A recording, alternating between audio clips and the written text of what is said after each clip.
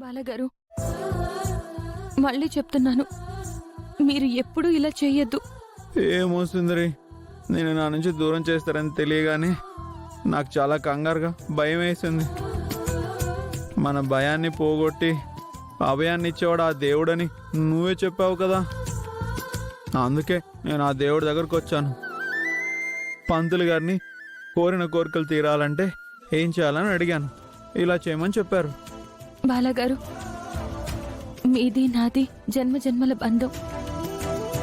విడాకులు అనే పేపర్లతో మన బంధాన్ని ఎవరు విడదీయలేరు. మీరు మాత్రం ఇంకోసారి ఇలాంటి పనులు చెయ్యొద్దు.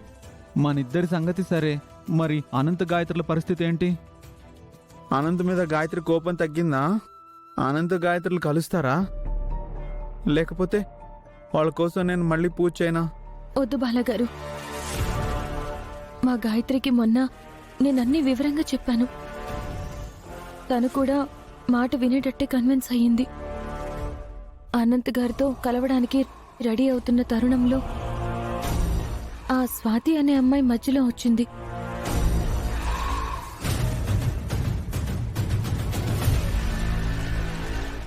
దాంతో గాయత్రి పూర్తిగా అనంత్ గారిని దూరం పెట్టేద్దామని చూస్తోంది. ఓహో, అలా జరిగిందా?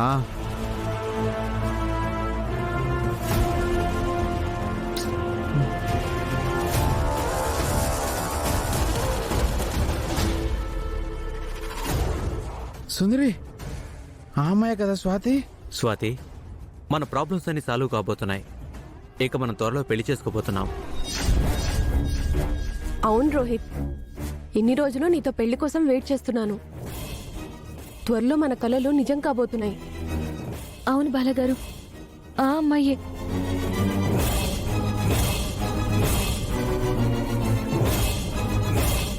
పదండి. నువ్విక్కడే ఉండు, నేను వెళ్ళి కొబ్బరికాయ పూలు తీసుకొస్తాను. సరే. ఉండు.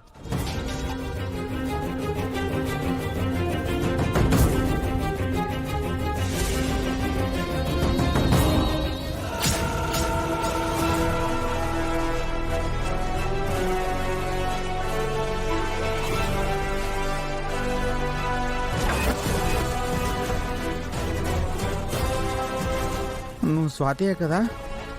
అవును.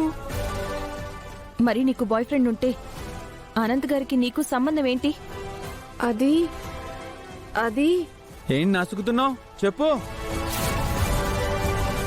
మా అనంత్ గారు ఎంత మంచివారో మాకు తెలుసు. కానీ మా గాయత్రి అపార్థం చేసుకునేలా